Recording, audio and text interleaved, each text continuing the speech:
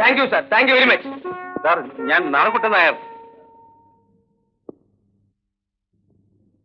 എന്താണ് നിന്റെ പേര്? പൊട്ടന ചോദിച്ച ചെവി വെക്കില്ലേ? പ്രകാശ്. വെറും പ്രകാശോ അതോ അതിന്റെ കൂടെ പല വാലുണ്ടോ? രവിപ്രകാശ്. തരക്കേടില്ലോടാ, നല്ല സ്റ്റൈലം പേര്. നിന്റെ ഈ കോലത്തിൽ നോക്കി ഇത്രയും നല്ലൊരു പേര് വിളിക്കാൻ നിന്റെ തന്തയ്ക്ക് തോന്നിയല്ലോ. ഒറ്റയ്ക്കിരുന്ന് സിനിമ കാണാൻ വലിയ വിഷമാണല്ലേ? അതൊരു പുതിയ അസുഖമാണല്ലോ. തന്തയും തള്ളിയും ആവശ്യത്തിൽ കൂടുതൽ പണം അയച്ചതിന്റെ പൊളപ്പാണല്ലേ? ഞാനങ്ങനെ സാറ് കരുതുന്ന പോലെ it is not like that. പെമ്പിള്ളേരെ കുപ്പിലിറക്കണ ലൈക്ക് ദാറ്റ് നമ്പർ ഉണ്ടല്ലോ, അതിവിടെ വേണ്ട. ഇത് പോലീസ് സ്റ്റേഷനാ, മനസ്സിലായോ? ഓ സാർ. തഹസിൽദാരുടെ മോള്, വെഹിക്കിൾ ഇൻസ്പെക്ടറുടെ മോള്, മഷേന്റെ മോള്, പിന്നെ ആരൊക്കെയാണ് നിന്റെ ലിസ്റ്റില്? പറ കേക്കട്ടെ. നിൽപ്പും മട്ടും കണ്ട പഞ്ച പാവം ഇല്ലോ നാളെ. ഇക്കണക്കിന് എനിക്ക് പെങ്കൊച്ചുണ്ടായിരുന്നെങ്കിൽ അതിനെ വിളിക്കില്ല സിനിമയ്ക്ക്.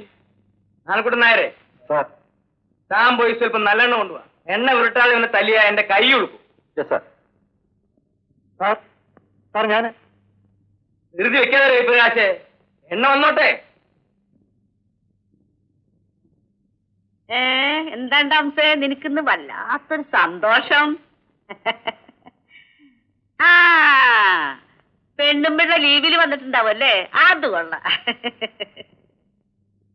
എന്ത് പറഞ്ഞാലും അവന് ഇളിയ. ആ ഭദ്രകാളിയുടെ മുമ്പിൽ ഇളിച്ച് ഇളിച്ച് അവനിപ്പോ ഇതൊരു പതിവായി. കള്ളനെ കണ്ടാലും അവന് ഇളിക്കും. ഒരു അക്കിടി പറ്റി. പ്രകാശനില്ലേ, ഗൾഫിലുള്ള രാഘവന്റെയും ഭദ്രയുടെയും സന്തതി. ആ പ്രകാശൻ, അവനെന്താ പറ്റിയേ? വേണ്ട, കുഞ്ഞന്നാമ്മ ചേർത്തി അറിഞ്ഞാൽ ഗുരുമാരാവുമെന്ന് ഞാൻ അപ്പോഴേ സയോട് പറഞ്ഞു. പേരോ പിള്ളേർ കമന്റ് അടിച്ചെന്നോ സിനിമയ്ക്ക് വിളിച്ചെന്നോ എന്നൊക്കെ പറഞ്ഞ് പെറ്റി കേസിന് കസ്റ്റഡി എടുത്ത് അകത്ത് കൊണ്ടുവരിക. റാഫേൽ കുട്ടി പറഞ്ഞിട്ടോ പ്രകാശനെ കസ്റ്റഡിയിൽ എടുത്തുന്നോ?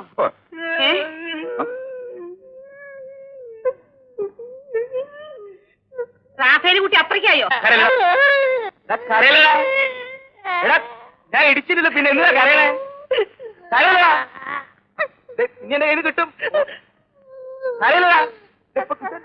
ആ പിന്നെ കാലായി തുടങ്ങി കേട്ടാ. പിന്നെ അതെ കിട്ടും. എണ്ണ പോരാ. അപ്പൊ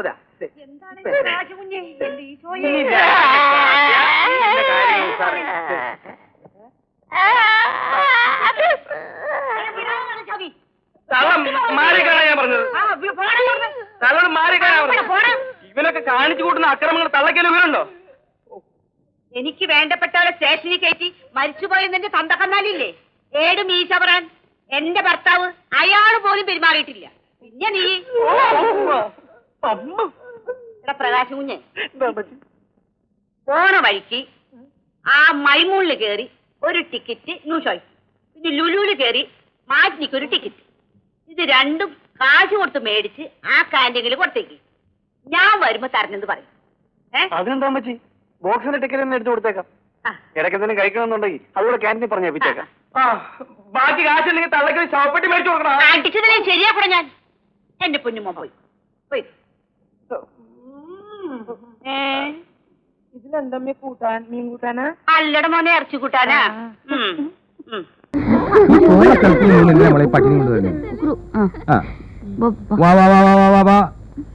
എല്ലാവരും ഡിസിപ്ലിൻ ആയിട്ട് കുട്ടികൾ ഇപ്പോഴാ വന്നത്.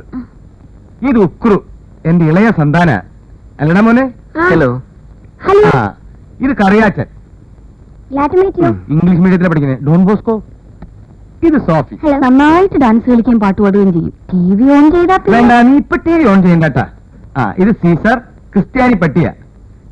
ഇത് Sreeraman and Indulekha, honeymoon couples. മതി മതി മതി മതി മതി. അന്നയെ പരിചയപ്പെടുന്ന കാര്യമില്ലല്ലോ.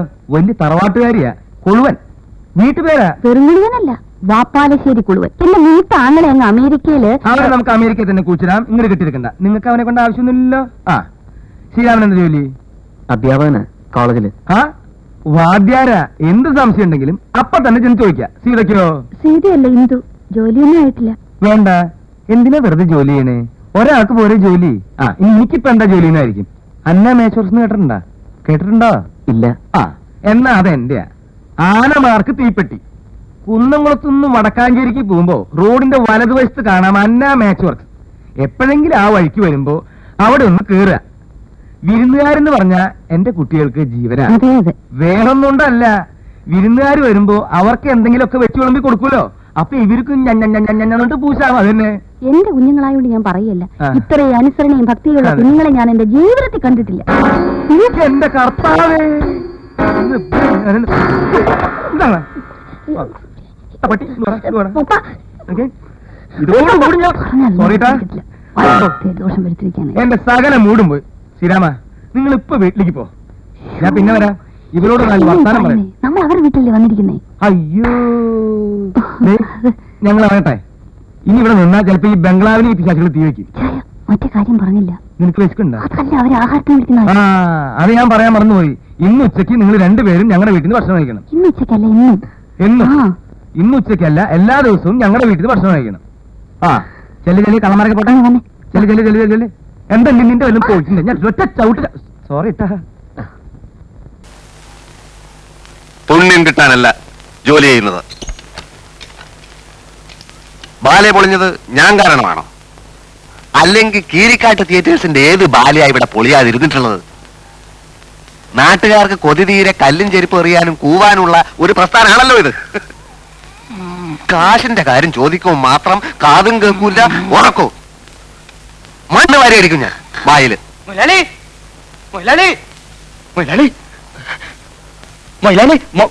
ഉറങ്ങുക.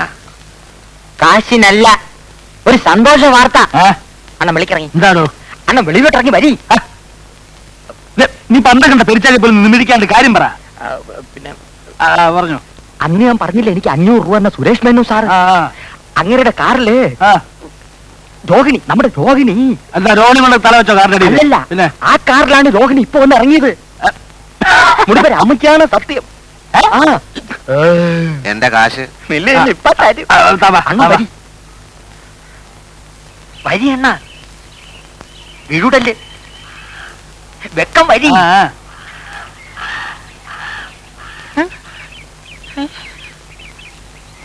അയ്യോ പെയ്യ. അല്ലല്ല, കിടക്കണ.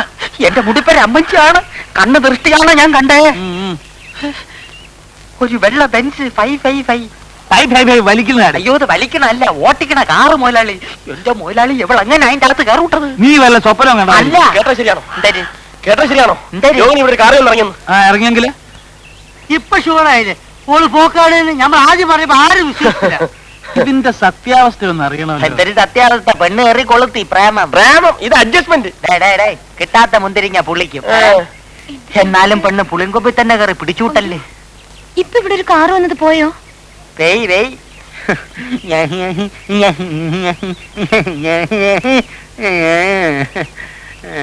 കാശിന്റെ കാര്യം, എന്റെ കാശ് കണ്ണി കണ്ട ഉത്സവപ്പറമ്പിലൊക്കെ ബാല നോക്കിയിട്ട് നോട്ടീസ് പബ്ലിസിറ്റിയില്ല. ഒരു തയ്യക്കാരനുള്ളത് ആര് ഇന്റർനാഷണൽ തയ്യക്കാരനോ? പ്രസി കൊടുത്ത മാറ്ററിൽ അവിടെ അയാളോട്ട് മറ്റിടത്തോണ്ട് വെച്ചിരിക്കുക. ഞാൻ ഒരു ചെറുക്കാണ് വിട്ടിരിക്കുന്നത്. അടച്ച് വൂട്ട് ഞാനല്ല. ഇപ്പൊ എന്താ പറഞ്ഞത് മനസ്സിലായേ? കാശ് കിട്ടൂല, പുതിയ ടെക്നിക്കാ. ഉറക്കമില്ലേ അതിന്റെ 2ാം ഭാഗം.